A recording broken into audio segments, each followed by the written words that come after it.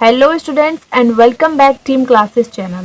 आज के इस वीडियो में हम लोग 2021 बोर्ड एग्जाम के लिए हिंदी की तैयारी कैसे करें क्लास 12th वालों स्टूडेंट्स के लिए। ठीक है, तो क्लास 12th वाले जो स्टूडेंट हैं वो 2021 के बोर्ड एग्जाम के लिए हिंदी की तैयारी कैसे करें, आज के इस वीडियो में उसी टॉपिक पर हम लोग डिस्कस करने वाले हैं। ठीक है, कुछ ऐसे टॉपिक्स के नेम मैं आपको बताऊंगी, नाम बताऊंगी, जिन्हें आप याद करके अच्छे मार्क्स हिंदी में ला सकते हैं। ठीक है, और वो टॉपिक हर बार पूछे जाते हैं। ठीक है, इस वीडियो में आपको टिप्स एंड ट्रिक्स कुछ ऐसे बताऊंगी जिन्हें फॉलो करके आप जो है हिंदी में अच्छे मार्क्स जो है गेन कर सकते हैं। ठीक है, तो हम लोग वीडियो को स्टार्ट करते हैं और वीडियो को पूरा जरूर देखिएगा, क्योंकि आप अधिकतर बार सोचते रहते हैं कि हिंदी बहुत ही इजी सब्जेक्ट है और उसे हम आसानी से याद कर सकते हैं। Physics, chemistry, math, English, biology, ये सभी सब्जेक्ट पर आप ज़्यादा फोकस करते हैं और हिंदी पर ज़्यादा फोकस नहीं करते हैं। बट हिंदी बहुत ही ज़्यादा इम्पॉर्टेंट सब्जेक्ट है। हिंदी में अगर आपके कम मार्क्स आ गए और सभी सब्जेक्ट में ज़्यादा मार्क्स आ गए, फिर भी इससे कोई फ़ायदा नहीं है। ठीक है, ठीक है, तो हिंदी में आपके अच्छे मार्क्स आना बहुत ही ज़्यादा ज़रूरी है। और हिंदी एक स्कोरिंग सब्जेक्ट, ठीक है, आप इसमें स्कोर गेन कर सकते हैं, बहुत सारे नंबर्स गेन कर सकते हैं। ठीक है, और क्लास 12 में 100 मार्क्स का जो है पेपर आता है हिंदी का, आप तो जानते ही हैं। ओके, 2021 बोर्ड परीक्षा के लिए कुछ ऐसे टॉपिक जो हमेशा पूछे जाते हैं आज की इस वीडियो में आपको बताने वाली हूँ, लेकिन उसके लिए आपको कुछ स्ट्रेटेजी जो है वो फॉलो करनी पड़ेगी। ठीक है, जिसके अकॉर्डिंग आप हिंदी में अच्छे मार्क्स गेन कर सकते हैं। ठीक है, अब वो कौन कौन सी स्ट्रेटजी है, किसे फॉलो करके आप अच्छे मार्क्स गेन कर सकते हैं, और वो कौन कौन से टॉपिक्स हैं, क्वेश्चन हैं, जिन्हें आप याद करके हिंदी में अच्छे मार्क्स ला सकते हैं, सब इस वीडियो में अच्छे से क्लियर हो जाएगा। बस आप इस वीडियो को पूरा जरूर देखिएगा। ठीक है, ओके, उसके लिए सबसे पहले आपको टाइम टेबल फॉलो करना पड़ेगा, जो कि सब कोई कहता है कि टाइम टेबल फॉलो कीजिए तो इससे आपकी प्रिपरेशन अच्छे से होगी।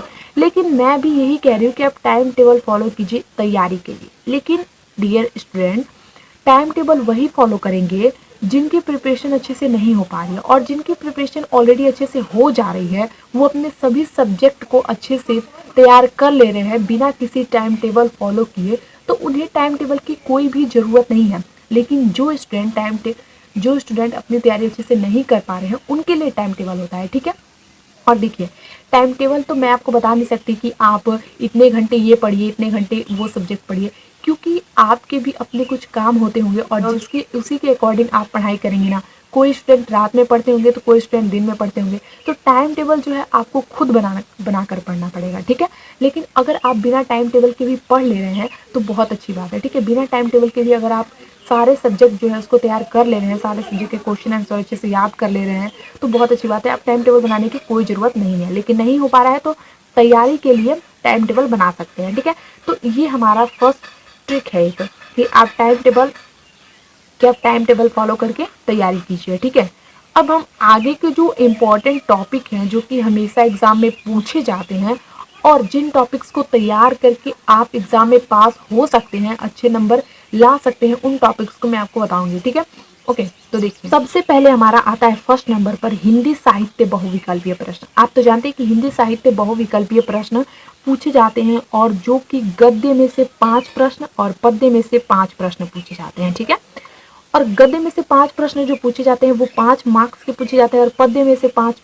जो प्रश्न पूछे जाते हैं वो भी 5 मार्क्स के पूछे जाते हैं। तो हिंदी साहित्य बहुविकल्पीय प्रश्नों को आप अच्छे से तैयार कर लीजिएगा।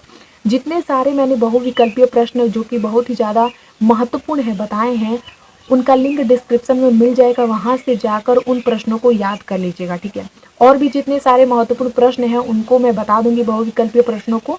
ठीक है, फिलहाल में मैं जितना बताई हूँ उतने का लिंक मैं डिस्क्रिप्शन में दे दूंगी, वहाँ से जाकर आप याद कर लीजिएगा। ठीक है, तो हिंदी साहित्य बहुविकल्पीय प्रश्न जो कि गद्य में 5 नंबर के और पद्य में 5 मार्क्स के पूछे जाते हैं, और 5-5 ही पूछे जाते हैं प्रश्न। ठीक है, यानी टोटल आपके 10 प्रश्न पूछे जाते हैं बहुविकल्पीय प्रश्न से, 5 गद्य से, 5 पद्य से। तो ये एकदम कंपल्सरी है कि हर साल हमेशा पूछा जाता है। ठीक है, खंड क में ही ये गद्य के 5 प्रश्न पूछ दिए जाते हैं और पद्य के। ठीक है, तो आपको सबसे पहले बहुविकल्पीय प्रश्नों को अच्छे से तैयार कर लेना है, क्योंकि अगर आप बहुविकल्पीय प्रश्नों को अच्छे से तैयार कर लेंगे तो आपके 10 मार्क्स पूरे आपको मिल जाएंगे। ठीक है, अब हम अगला जो अपना टॉपिक है वो देखते हैं।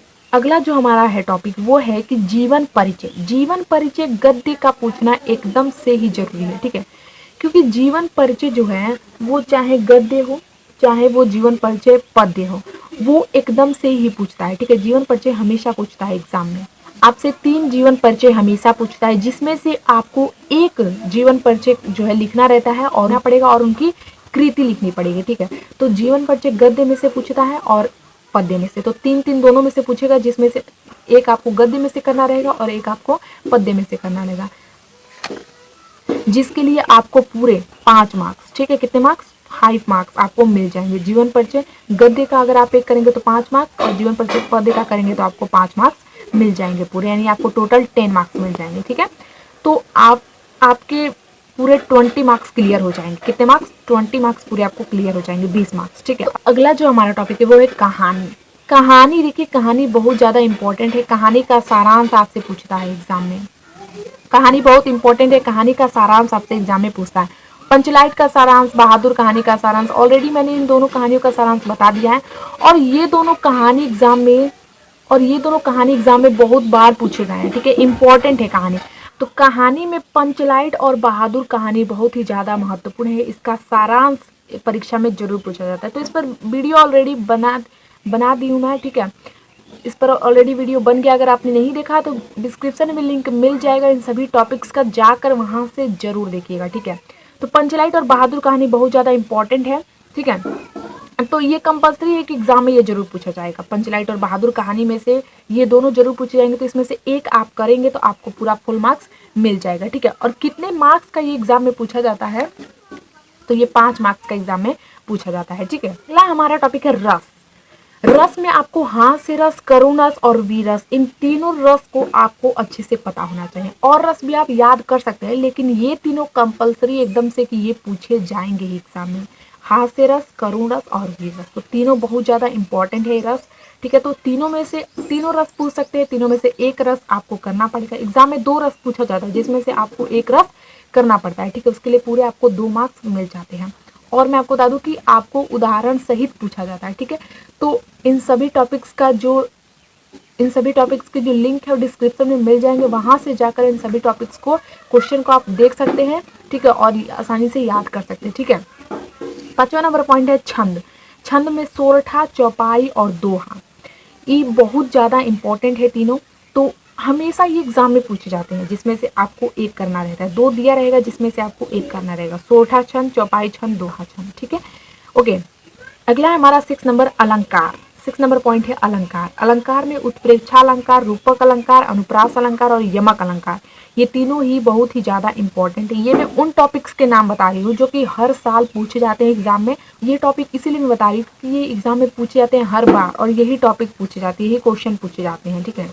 उसके बाद से हमारा है पत्र लेखन। अब लेखन में आपको ये नहीं बताऊंगी कि आप इस टॉपिक पर याद कीजिए, आप उस टॉपिक पर याद कीजिए, ठीक है। पत्र लिखने का बस तरीका आप जानिए कि किसी भी टॉपिक पर अगर पत्र लेखन पूछे तो आप उस पर आसानी से पत्र लेखन लिख सके, ठीक है। पत्र कैसे लिखिए, पत्र लिखते समय क्या सावधानी आपको बरतनी चाहिए, इस पर भी वीडियो मैं बना दी हूँ, तो आप उसे जरूर देखिएगा, डिस्क्रिप्शन में लिंक मिल जाएगा, वहां से जाकर जरूर देखिएगा।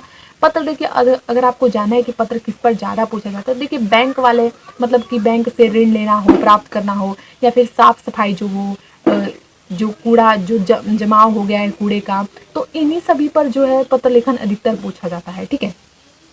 और 2 पत्र लेखन पूछे जाते हैं, जिसमें से आपको एक पत्र लेखन करना रहता है, ठीक है, पत्र लिखना रहता है, ओके। उसके बाद से हमारा है निबंध 8 नंबर पॉइंट, पर्यावरण प्रदूषण, कोरोना वायरस, बेरोजगारी की समस्या, जनसंख्या वृद्धि, ऑलरेडी इस पर निबंध बन चुका है, इस पर वीडियो बन चुका है इन सभी निबंधों पर, तो जाकर डिस्क्रिप्शन में लिंक मिलेगा, वहां से देखिएगा। और ये निबंध बहुत ज्यादा इंपॉर्टेंट है, ठीक है, बहुत ज्यादा इंपॉर्टेंट है निबंध, ओके।